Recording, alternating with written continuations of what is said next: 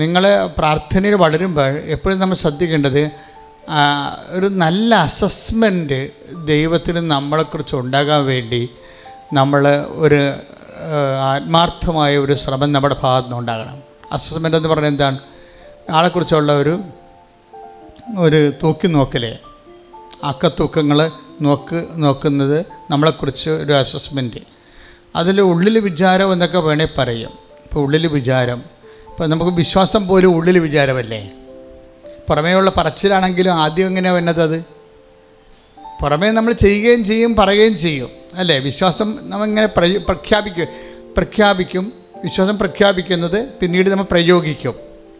ഇതെല്ലാം വിശ്വാസം പ്രഖ്യാപിച്ചാൽ നമുക്ക് പ്രഖ്യാപിക്കാം. അത് ഇപ്പോൾ ഈ ലിപ് സർവീസ് ആയത് കാരണം അതിൻ്റേതായിട്ടുള്ള 20% ഇൻകമാണിനകത്ത് നമുക്ക് കിട്ടുന്നത്. എപ്പോഴും നമ്മൾ ഓർത്തേക്കണം ഇതെല്ലാം.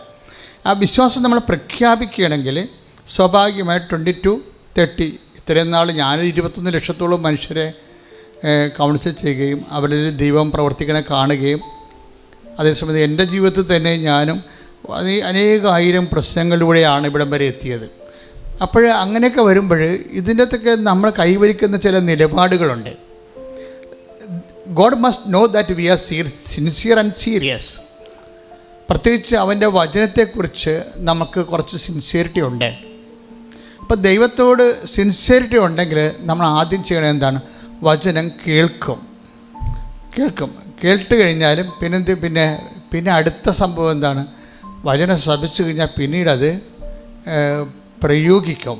വചനം നടപ്പിൽ വരുത്തും. നടപ്പിൽ വരുത്തി കഴിഞ്ഞതിന് ശേഷം അതായത് അടുത്ത സെക്ഷനിലാണ് വചനം അഭിഷേകമാകണത്. ഇതെല്ലാം ദൈവാനുഭവത്തിൻ്റെ വ്യത്യസ്തങ്ങളായ ഡിഗ്രീസ് ഓഫ് പെർഫെക്ഷനാണ്. ദൈവാനുഭവത്തിലേക്ക് പോകുന്ന വഴിക്ക് ആദ്യം അറിവ്, പിന്നെ അനുഭവം, പിന്നെ അഭിഷേകം, അങ്ങനെ പോണത്. അപ്പം നിങ്ങളുടെ IELTS, വസ്തു വിൽപ്പന, കല്യാണം കഴിപ്പിക്കൽ, കുഞ്ഞുങ്ങളുണ്ടാകണത്, ഇങ്ങനെയുള്ള മിനിമം പരിപാടിയുമായിട്ട് നിന്ന് കഴിഞ്ഞാൽ മരിക്കണ വരെ ഇതുപോലെ പുതിയ പുതിയ പരിപാടികൾ വന്നുകൊണ്ടേയിരിക്കും. അതായത് ഇതിനെ അഡ്രസ്സ് ചെയ്യേണ്ടതല്ല, ഇതിനൊക്കെ അഡ്രസ്സ് ചെയ്യണതിന് ഒരു മിനിമം വോൾട്ടേജ് കൊടുത്താൽ മതി. പറഞ്ഞ മനസ്സിലായില്ലേ? ഇതൊക്കെ അഡ്രസ്സ് ചെയ്യണം. നിങ്ങളെന്താ സംഭവിച്ചിരിക്കുന്നത്? നിങ്ങളുടെ ഫുൾ എനർജി ഇതിനകത്ത് ഇൻവെസ്റ്റ് ചെയ്യുകയാണ്. അതാണ് ഈ വിഷയത്തിനൊരു പിൻപിടുത്തം വരുന്ന കാര്യം. നിങ്ങളുടെ ബുദ്ധിയും ബോധവും കഴിവും ചിന്തയും ആലോചനയും എല്ലാം ഒറ്റ വിഷയത്തിലേക്ക്. കല്യാണം താമസിക്കുന്നത് എന്താണ്? പിള്ളേരുണ്ടാകാത്തത് എന്താണ്? ജോലി കിട്ടാത്തത് എന്താ?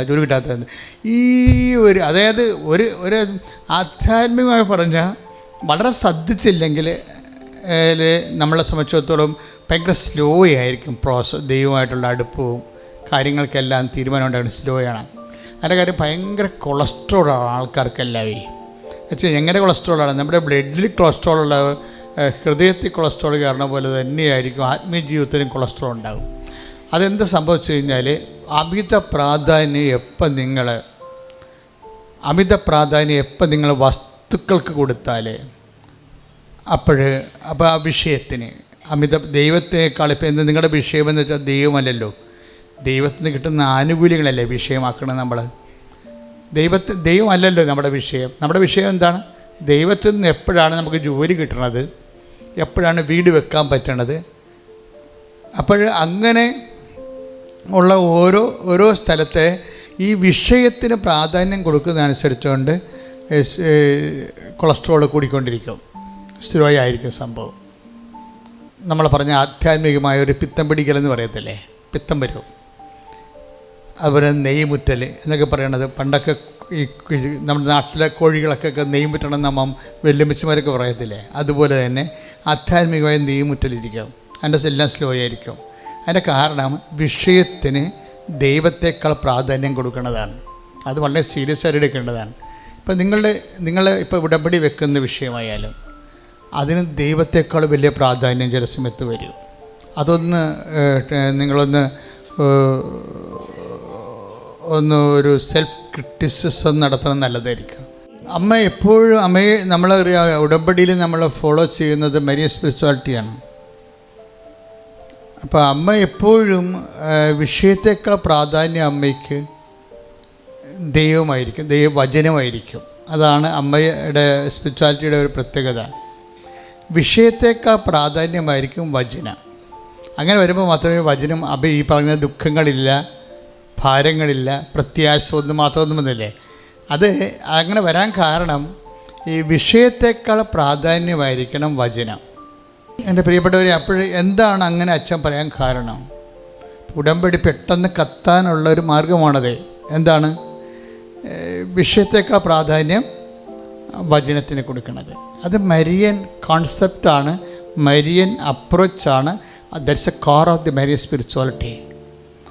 മാതാവിൻ്റെ ആധ്യാത്മികതയുടെ ഒരു പ്രശ്നം നമുക്ക് ആകപ്പാടെ അറിയാവുന്നത് മാതാവിൻ്റെ പേരിൽ കുറച്ച് വെടിവാണങ്ങളും അതുപോലെ തന്നെ ചെണ്ട കൊട്ടിപ്പോകാനൊക്കെ അല്ലാതെ നമുക്ക് കറക്റ്റ് അമ്മയുടെ സ്പിരിച്വാലിറ്റി അറിയത്തില്ലല്ലേ.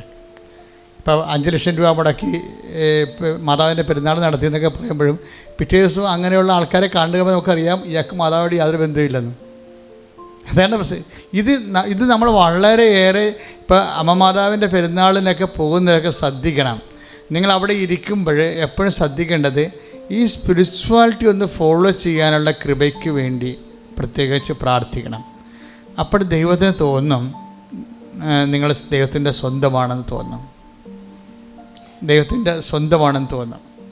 ഇങ്ങനെ സ്വന്തമായിട്ട് തോന്നിക്കഴിഞ്ഞാൽ അത് ഒന്നാമത്തെ നമുക്കിങ്ങനെ ദൈവത്തിൻ്റെ കണ്ണിലൊന്നും പൊടിയിടാൻ പറ്റത്തില്ല. അതെപ്പോഴും നമ്മൾ ശ്രദ്ധിക്കണം. മനുഷ്യന്മാരുടെ മുമ്പിലൊക്കെ നമുക്ക് എന്തെങ്കിലും ഒക്കെ നമ്മുടെ ശുദ്ധമായ ഉടായ്പകൾ കാണിക്കാതിരിക്കും.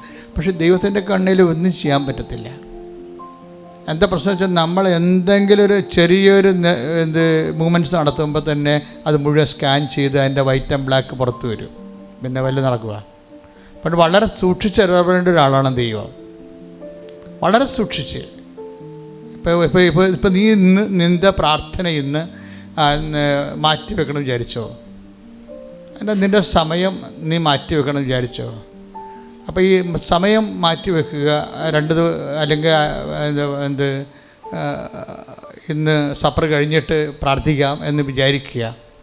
അപ്പോഴങ്ങനെയൊക്കെ വരുമ്പോൾ തന്നെ എന്താണ് കൊണ്ടാണെങ്കിൽ ഇപ്പോൾ ഈ സമയം ചേഞ്ച് വന്നത്, അപ്പോൾ തന്നെ എൻ്റെ റിസൾട്ട് ഔട്ടായി. എന്താ കാര്യം? നിനക്ക് അതിനേക്കാൾ പ്രാധാന്യമുള്ള എന്തോ കാര്യം വന്നു, തീർന്നില്ലേ? എന്തിനാ കൊണ്ടുപോയി പണി മേടിക്കണേ? എന്തിനാ?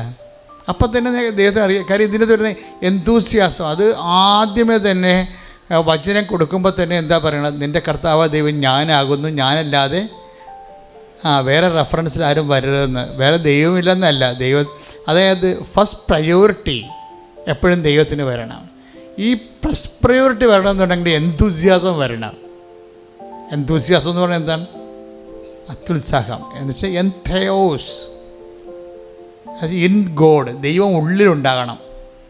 ദൈവം ഉള്ളിലുണ്ടാകുമ്പോഴാണ് നമുക്ക് എല്ലാത്തിനും ഫസ്റ്റ് പ്രയോറിറ്റി വരണത്. അല്ലെങ്കിൽ സെക്കൻഡ് പ്രയോറിറ്റി, തേർഡ് പ്രയോറിറ്റി എന്ന് വെച്ചാൽ നമ്മുടെ മുൻഗണന പ്രയോറിറ്റി എന്നൊക്കെ അറിയാതൊക്കെ ഇംഗ്ലീഷ് പറയണം കേട്ടോ, അറിഞ്ഞുകൊണ്ടല്ലോ കേട്ടോ. അതായത് ഈ നമ്മുടെ ഈ മുൻഗണനാ ക്രമങ്ങളാണ് ഉദ്ദേശിക്കുന്നത്. മുൻഗണനാ ക്രമങ്ങളുടെ ഏത് സ്ഥാനത്താണ് ദൈവം വരുന്നത് അതിന് ആനുപാതികമായിരിക്കും നിൻ്റെ എന്തൂസിയാസം.